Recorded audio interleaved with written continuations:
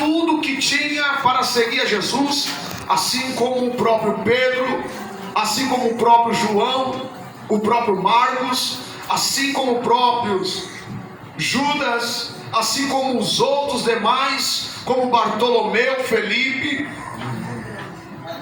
Tiago. Esses homens se tornaram apóstolos. Mateus se tornou um dos maiores apóstolos, porque ele escreve na íntegra acerca da história de Cristo. Sabemos que ele fala sobre Jesus na Judéia, no Jordão, sendo batizado por João. Ele diz que Jesus, saindo do batismo, ele é levado ao Espírito. Em Mateus capítulo 4, você vai observar que Jesus é levado pelo Espírito ao deserto, e lá ele é atentado por Satanás. Mateus capítulo 4, versículo 4 diz: se tu é o Filho de Deus, Satanás dizendo para Jesus, transforma esta pedra em pão. E Jesus disse: nem só de pão viverá o homem, mas de toda a palavra que sai da boca de Deus. Aleluia. Ali Jesus está dando um tapa na cara de Satanás.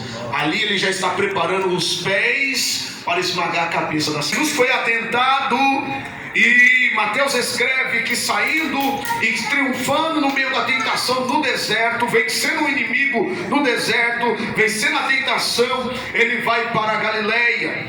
E na Galileia ele vai encontrar o que? Pescadores, os filhos de Zebedeu, Tiago e João.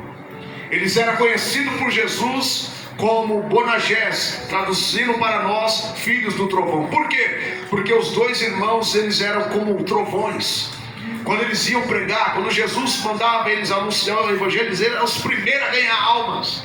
É por isso que Jesus chamou eles filhos do trovão, porque eles eram muito rápidos. Eles ganhavam as pessoas para o reino de uma forma tremenda. A eloquência que eles tinham era tremenda.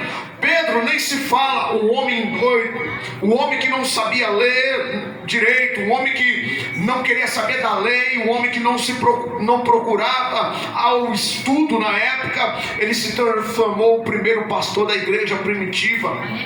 Pedro não era bom em palavras, Pedro não tinha uma teologia, uma ciência em tua mente, mas no abrir da tua boca, a Bíblia diz que ele ganhava 3.000 almas para Jesus.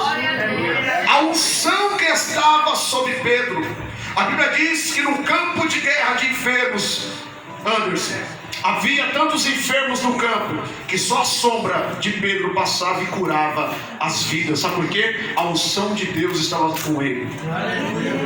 Jesus não está procurando alguém inteligente aqui. Jesus está procurando alguém que tem muito dinheiro aqui também.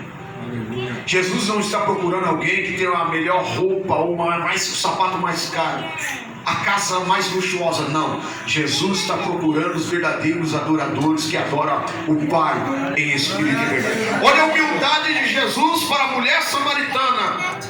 Importa que adora o Pai, mas ele anuncia que é o Messias. Aí ela diz: você é profeta, mas ele está dizendo: adora o Pai.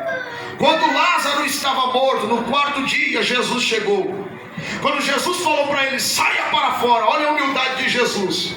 A morte de Lázaro, o que está acontecendo com Lázaro?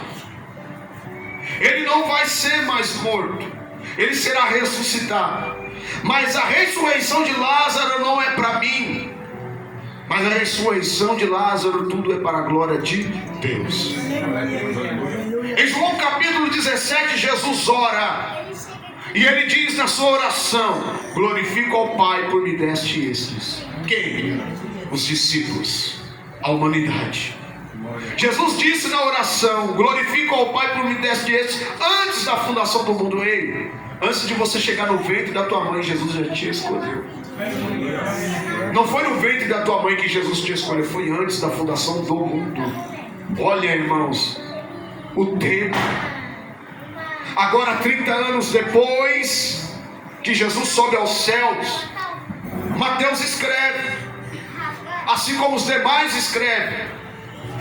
E agora ele está contando a história que Jesus é anunciado na Galileia, e ele começa a formar discípulo. E cada lugar que Jesus ia, os milagres aconteciam. João declara que o primeiro milagre Porque antes desse publicado, antes desse que foi conhecido por todo mundo, Jesus já tinha feito vários milagres.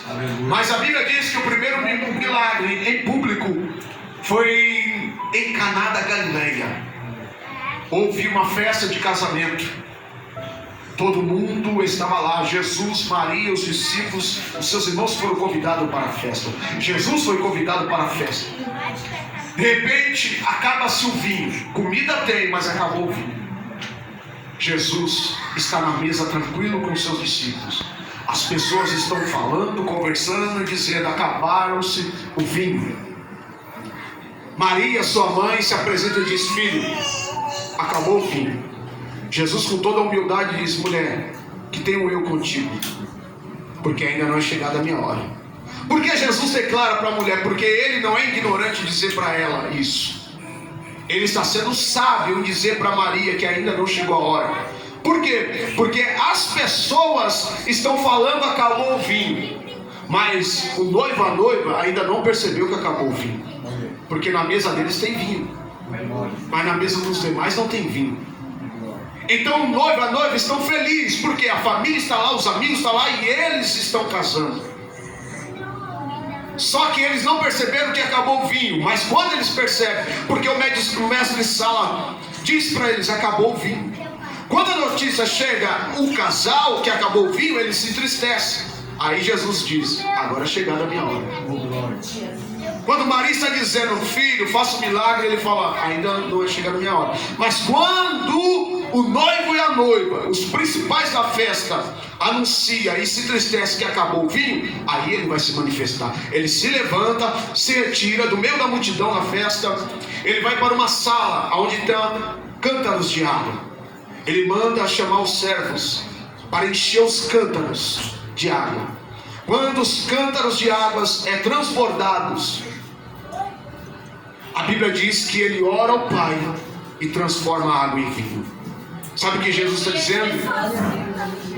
Você vivia de água, vivia do natural, do físico, daquilo que a gente enxergamos.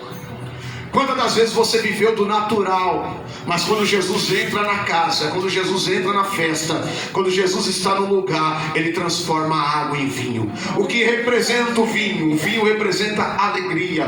O que representa alegria representa o Espírito Santo. Percebe-se bem que todas as vezes que você está passando pela luta, pela prova, a situação é amarga, você chora, o teu espírito está conturbado, mas quando o Espírito de Deus desce e vem e visita você, visita a sua casa, visita a sua situação, há uma alegria. Isso representa o vinho que aquele povo estava bebendo. Foi o primeiro milagre em público. Jesus está dizendo que ele tem um milagre na sua vida hoje. Ele tem um milagre para a tua casa hoje. Ele tem um milagre para a tua família hoje. E naquele momento escreve Mateus que Jesus transformou a água em vinho. Jesus está dizendo que ele vai transformar seu problema, aleluia, em vitória, a sua guerra em triunfo, a sua enfermidade em cura, a porta fechada será aberta.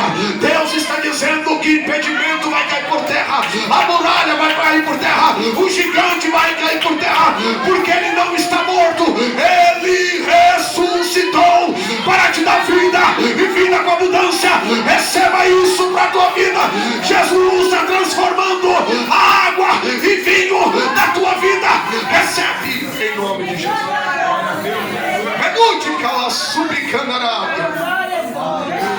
Jesus operou tantos milagres nas cidades, fora da cidade. Glória a Deus. Aleluia, Deus. Jesus ressuscitou o filho da viúva de Naim. Jesus foi até a Sirofenícia, fora da cidade de Jerusalém, e liberta a filha de uma mulher que clama por ele. A menina estava endemoniada, e aquela mãe desesperada, Kelme, se prostra perante Jesus, clama por ele. Jesus nem precisou ir lá na casa, a menina já estava liberta.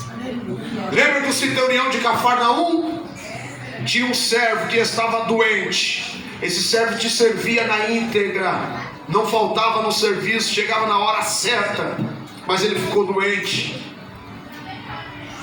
O centurião se preocupou com o teu escravo, com o teu servo, e foi até Jesus. Soube que Jesus está em Cafarnaum. Diz a Bíblia que quando ele se aproxima de Jesus, ele diz: cura o meu servo, ele está doente, está morrendo, está com uma febre terrível e vai falecer. O Senhor nem precisa ir lá na minha casa, eu sou um homem pecador, mas se o Senhor declarar que o meu servo tem saúde, eu vou crer na tua palavra. Jesus olhou para ele e disse: então creia, porque o teu servo já está sendo curado.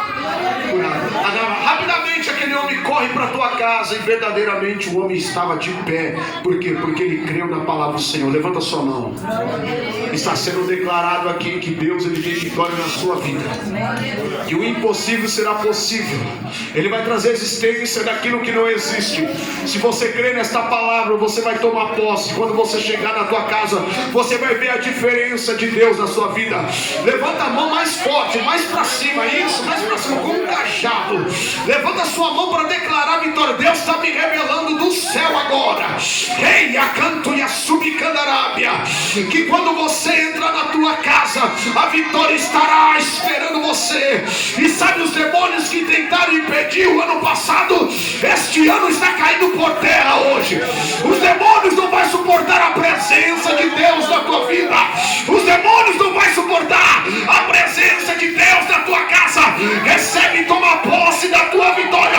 A partir de hoje, Deus tem uma palavra concretizada de vitória para você. Recebe. Quem pode bater palma e dar glória?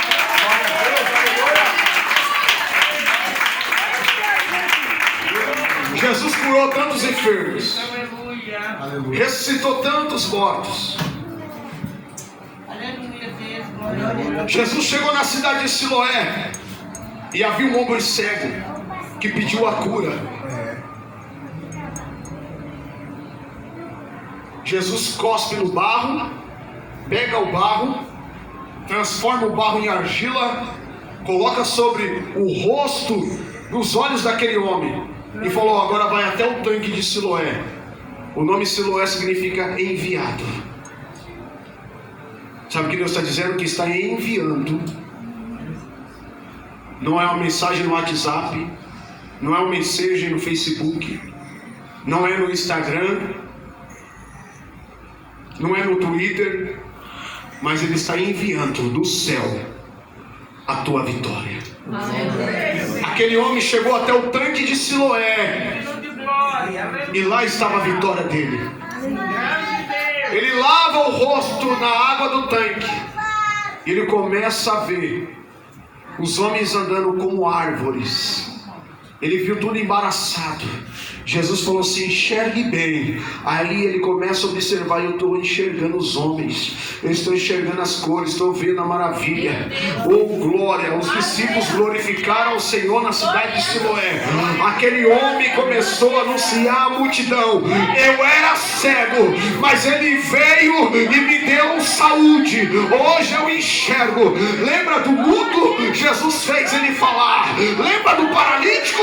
Jesus fez andar. Lembra da mulher do fluxo de sangue? Jesus curou a enfermidade. Quem crê, levanta a mão na vitória. Jesus tem o poder nos céus e na terra, e Ele tem o poder de abençoar a tua vida.